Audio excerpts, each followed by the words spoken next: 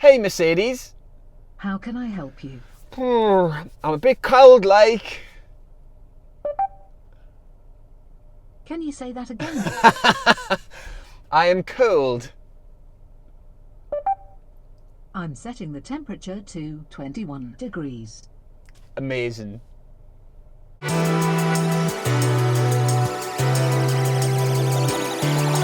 Mercedes-Benz A-Class.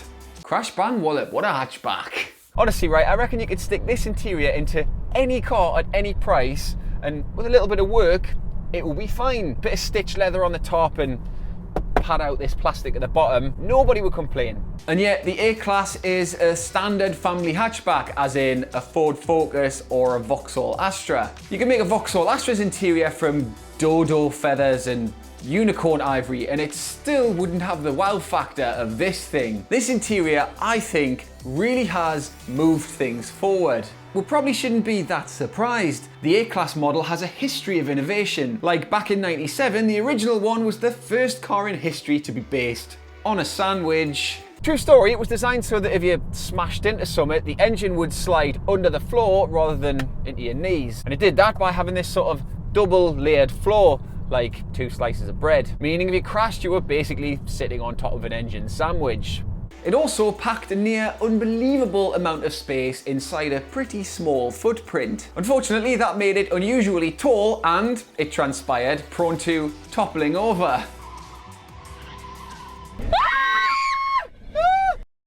Mercedes sorted that out, obviously, and fairly quickly too, but it tells you everything you need to know about that car's particular dynamic prowess. Second one stuck with the general space over style remit, but by the time the third one came around in 2013, the people carrier thing just wasn't cool anymore, if it ever was. Therefore, Mercedes went all conventional. And while there's nothing wrong with this A-Class, it's nice to look at, it's well made, and it's probably quite difficult to flip onto its roof, it's almost entirely standard family hatchback fare. And so we come to this one. Ta-da! I know, right? It's really not that different, is it? Not much innovation here, and actually, here's what happened in the office car park the other day, quite by accident. You might call the visual leap discreet. In here though, very different story. Genuinely think that this is probably the best pound for pound car interior ever made. It has actual wow factor, but it's logical too, it actually makes sense. It has a big glove box and storage spaces and door pockets that hold not only a regular sized bottle, but a large one. If you'd like to see somebody putting a bottle into a door pocket, other car review channels are available. And vitally, it has a multiplicity of seat and wheel adjustment. You will get comfy in here, no matter what size and shape you are. I don't want to go overboard, right, but this is the best cabin that I've been in since when? I mean, people think about quality hatchback cabins and they think Volkswagen Golf. And I remember wearing the Golf Mark. To me, this thing kind of does a similar thing. Probably doesn't step as far. Other car manufacturers will look at and go, maybe we should start doing things a bit more. Yeah, I probably got a bit carried away there, like. Let's check myself before I... Okay, first caveat is that this here is 35 grand's worth of A-Class AMG line. 5 of those grands on options. This is a quick A-Class, which we'll come back to, but the fact is that your basic A-Class doesn't look quite like this one does. Screens are smaller and just feels a bit more basic, as you would expect, but not quite as mind-blowing. But let's not dwell on what this doesn't have, and instead dwell on what it does have. Yes, it's time for the consumer section. Cue music.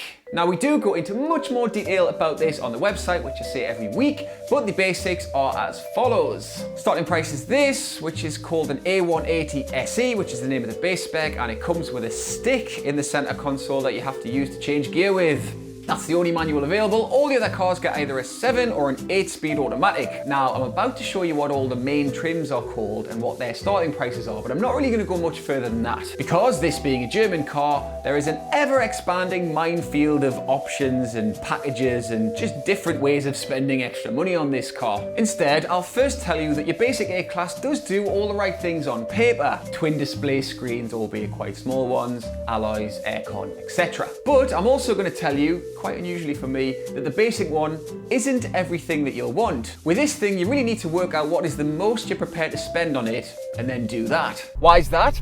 Well, it's because this car genuinely gets better the more you spend on it. Take this one, right? It's a top spec A250 with many options, as I said before. Many of which, though, genuinely enhance your experience. For a start, the bigger twin screen setup, which because of the way it's laid out, just looks like one massive widescreen. And it gets nicer interior trim and heated seats and, get this, a mid-range sound system.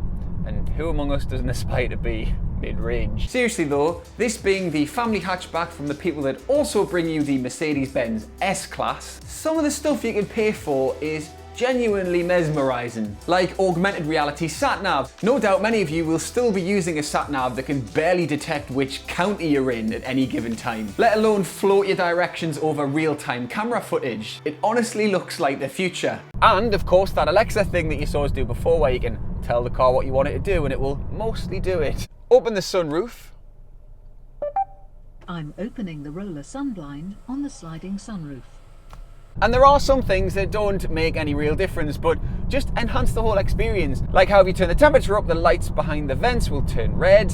If you turn the temperature down, they'll go blue. Now, some of that stuff is frivolity, obviously, but much of the innovation is far less so, designed to keep you safe or to make sure that you can transport as much stuff as possible, including people. It has a longer wheelbase so that there's more space in general, especially legroom. And for example, the blind spot detection, which itself is quite old technology now, but in here it works when the car's parked. So if you're about to open your door onto a lorry or a power walker, it'll stop you from doing that. And it can actually drive itself. Really. Now, it's not allowed to by law, so instead the technology is used to give you a really fancy cruise control system. So it'll steer for you and it'll stop and it'll speed up and it'll stop you from crashing into things. Plus, the infotainment is really nicely designed. It's been made by somebody who actually has a smartphone and pays attention to it. Shortcuts are really clear, and there's generally just a lack of befuddlement, which in itself is a safety system. Some of them make you take your eyes off the road for far too long. It's economical too, mainly to do with a diesel engine that's been made with Renault. Wait, what? Renault? It was going so well, wasn't it? There's no need to worry though, because regardless of which bits Renault did, in the A-Class, the diesel is amazingly quiet and refined. And it'll sort you out with excellent economy because it's only little like. And it's automatic only, so between that and its smoothness, it really does make a compelling case for buying a diesel hatchback, which is slightly unusual in the current climate. I tend to recommend petrol for stuff like this. This one is not a diesel though, it's an A250. Now that's the most high performance version of the normal A-Class range before you get into the proper AMG one, which we're going to ignore entirely because really that's a different sort of thing altogether. I have to say, it's quick and it's powerful and it's smooth and it's really punchy at the low end because it's got a turbocharger, but I don't really think it sounds great or has that much character, to be honest. Listen. And that's why I'd probably push you towards the smaller petrol engine, which is a 1.3 and surprisingly economical for that reason, or again, a diesel. Personally, if I was buying an A-Class, I'd probably rather put more money into making the interior nice and giving it more stuff than into making it faster.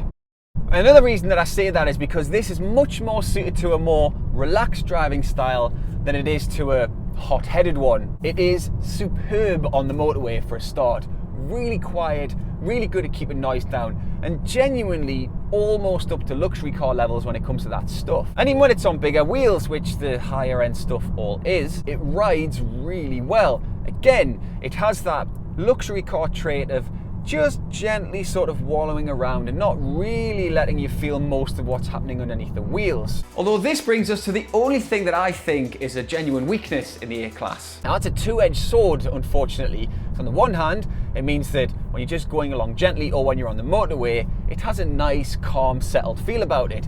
On the other, this car really doesn't tell you much about what's happening underneath you. Now if you combine that with really light steering, then it means that it's just not telling you too much when you're driving it quicker. It does everything right, there's not much body roll and the steering's really direct, but I have to say the first time you turn a corner in this, you will realise that this is a car that's been made for the majority of buyers who want a run around that's comfortable and that's really good on the motorway, rather than for people who want to drive like lunatics. For me, the lack of outright driving lols, is a price that I'd be willing to pay if I was offered the opportunity to own one of these things, because it really is that good at everything else. The only thing you have to overcome is the fact that it looks pretty boring, or at least not that different to the outgoing A-Class. But as someone told me in the comments section underneath last week's review, or should I say, last week's low quality road test report, I can make my own mind up about looks. What I want from a road test is information about things that are not readily obvious, such as ride and handling, not looks and not silly jokes. Thanks for that. So there you go. This is subjectively and actually in many ways objectively a fantastic car. My new favourite family hatchback, no less. You should definitely try one. Thanks for watching. Please like and share the video. And if you agree with please let me know below so I can name check you in next week's video for a bit of childish catharsis. Thanks for watching. Bye.